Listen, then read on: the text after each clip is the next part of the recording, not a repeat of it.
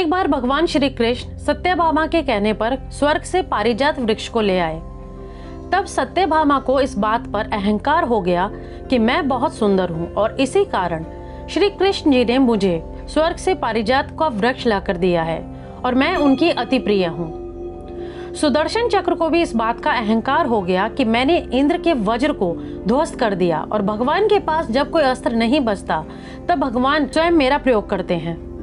इसी प्रकार एक बार गरुड़ देव को भी इस बात का अहंकार हो गया कि भगवान श्री हरि कहीं भी जाते हैं तो मुझे साथ में लेकर जाते हैं, क्योंकि मेरी अति तीव्र गति व बल का कोई मुकाबला नहीं कर सकता।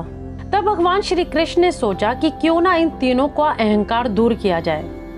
फिर श्री कृष्ण ने हनुमान जी का स्मरण किया।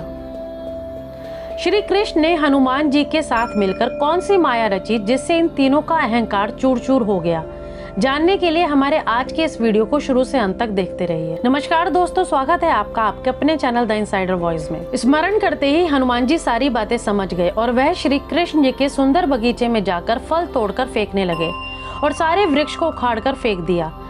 जब श्री कृष्ण को इस बात का पता चला तो उन्होंने गरुड़ जी को बुलाया और कहा कि जाओ, बगीचे में यह कौन उत्पात मचा रहा है उसे दरबार में लेकर आओ। श्री कृष्ण जी की यह बात सुनकर गरुड़ जी उस वानर को पकड़ने के लिए गए। तब हनुमान जी ने अपनी पूंछ में उन्हें जकड़ लिया, जिससे गरुड़ जी को पीड़ा होने लगी और उन्हें दूर समंदर में फेंक दिया। फिर वह बड़ी मुश्किल से संभले और श्री कृष्ण जी के दरबार में आ पहुंचे और कहा कि वह कोई साधारण वानर नहीं है। इतना सुनते ही भगवान श्री कृष्ण ने कहा कि वह जरूर श्री रामचंद्र जी के परम भक्त हनुमान जी हैं। जाओ और उन्हें आदर पूर्वक यहाँ लेकर आओ और कहना कि श्री राम जी आपको याद कर रहे हैं। इतना कहते ही गरुड़ जी हनुमान जी को लेने चले गए, परंतु हनुमान जी वहां से चले गए थे। वह उन्हें ढूंढते ढूंढते मलय पर्वत पर जा पहुंचे, जहां पर हनुमान जी श्री रामचंद्र जी का ध्यान कर रहे थे। उन्होंने हनुमान जी से कहा कि मुझे अपनी गलती का आभास हो गया है, मुझसे भूल हो गई है, कृपया कर आप मुझे क्षमा करें और श्री रामचंद्र जी ने आपको द्वारिका में याद किया है, अतः आप मेरे साथ चलिए और मेरी पीठ पर बैठकर जाइए। मैं कुछ ही समय में वहां पर आपको ले चलूंगा। तब हनुमान जी ने कहा कि आप चलिए, मैं आपके पीछे पीछे आता हूँ। यह सुन गरुड़ जी वहां से चले गए और वहां द्वारिका में श्री कृष्ण ने श्री राम का रूप लिया और सत्यभामा को कहा कि वह सीता के रूप में तैयार होकर यहाँ आ जाए।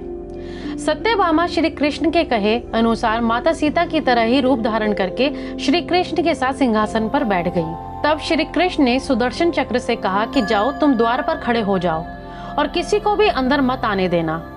ये सुनते ही सुदर्शन चक्र द्वार पर जाकर खड़े हो गए और पहरा देने लगे।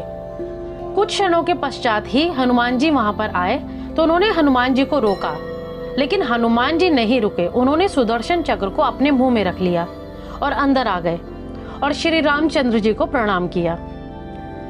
रामचंद्र जी ने कहा कि आपको तो गरुड़ जी लेने गए थे, वे कहाँ रह गए? आप तो अकेले ही आए हैं।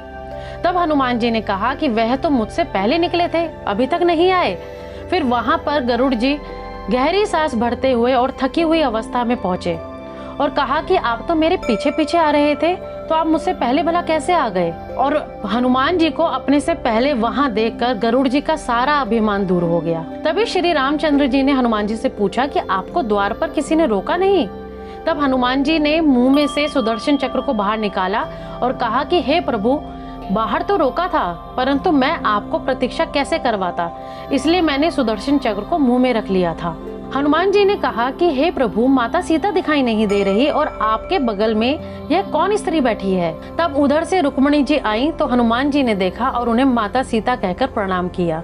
यह देखकर सत्यभामा का भी घमंड दूर हो गया।